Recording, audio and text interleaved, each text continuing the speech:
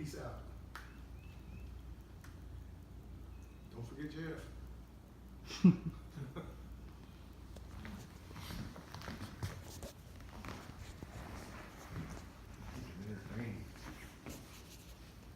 Marijuana.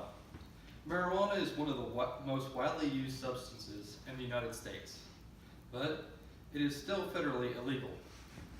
The DEA classifies it as a Schedule I drug, meaning that it has no currently accepted medical use and has high potential for abuse.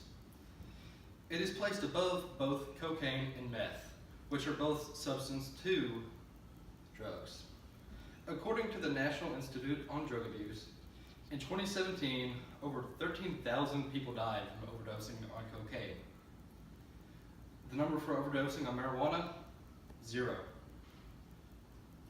Today, I'm here to inform you about the uses of marijuana and its benefits in order to give you an educated opinion on the topic of legalization and to hopefully persuade you to support it.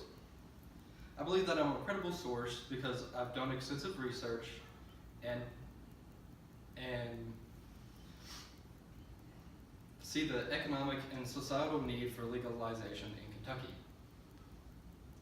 Marijuana does have many effects that vary based on the amount of THC contained within.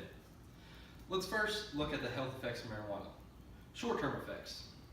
According to the National Institute on Drug Abuse, marijuana causes short-term altered sense of time, mood changes, impaired body movement, difficulty thinking, and impaired memory. And when taken in large doses, can cause hallucinations, delusions, and psychosis. And the long-term effects of marijuana. Heavy users of marijuana who use it while their brain is still developing, so like teenagers, experience a loss in mental ability and experience on average 8 IQ points lost between the ages of 13 and 35, according to a study done by New Zealand and researchers at Duke University.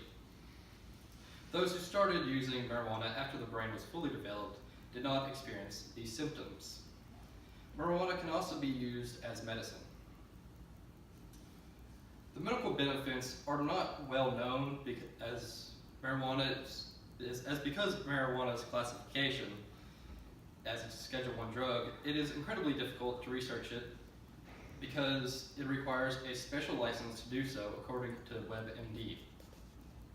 So far, it has been decided that marijuana can be used for a variety of different ailments, even if the ways of taking it for those ailments is not federally legal. According to WebMD, these ailments include Alzheimer's disease, cancer, Crohn's disease, epilepsy, glaucoma, schizophrenia, PTSD, and multiple sclerosis. Now that you have heard the effects of marijuana, let's look at what legalization could do for our state. Legalization of marijuana can do a lot to help our state, whether legalization is medical or recreational. If we were to legalize marijuana medically, it could help those suffering in our community. As previously stated, marijuana has a large range of medical uses and can be used for a variety of medical ailments. Legalizing medical marijuana could also help to fund research in our state for more benefits that have yet to be seen. If it were to be legalized recreationally, it could have a large impact on our everyday lives. If marijuana was recreationally legalized, then we could see a large amount of tax revenue stem from it. A lot of people use marijuana. In fact, according to a poll conducted by Yahoo News and Marist poll, 52% of Americans over the age of 18 surveyed said that they have tried marijuana, and 44% say that they still use it today. According to LegalizeKentuckyNow.com, $31 million in taxes could be gained each year by legalizing and appropriately taxing marijuana. That same website also states that another state, Colorado, receives more tax income from marijuana than it does from alcohol. Recreational legalization would also allow law enforcement resources to be diverted from marijuana-related incidents to more pressing and more dangerous situations. It could also save a whole lot of money. That same website, LegalizeKentuckyNow.com, says that 300 respected economists decided that the state would save $13.9 billion annually by not using the resources currently deployed against marijuana. Marijuana is also less dangerous than other substances that are already legally used today.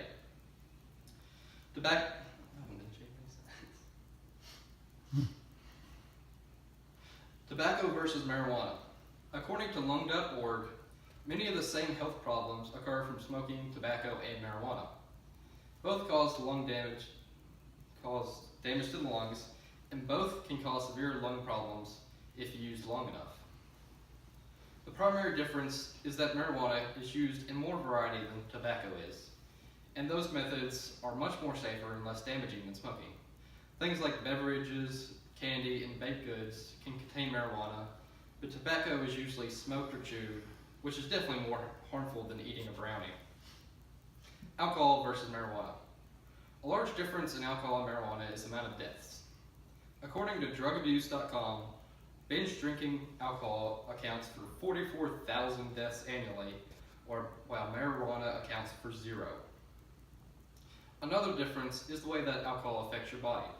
Alcohol is actually a depressant in that it inhibits the body's senses and can cause a sense of happiness in limited quantities, but over time it can lead to depression and other elements like that.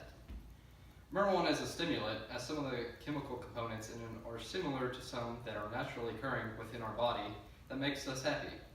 But in cases where marijuana use is rampant, the amount produced by the body becomes too little, which can lead to a dependence on marijuana.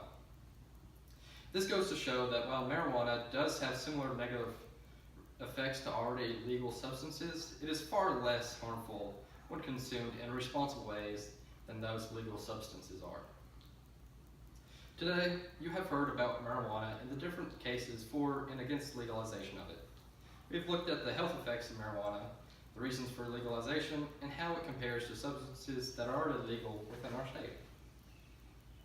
Marijuana is a drug that is not represented as it should be, and due to the equal and lower negative health effects that has compared to legal substances, it should be legalized in our state to potentially help those suffering from diseases that can be treated with marijuana and to provide a stimulus for our local economy.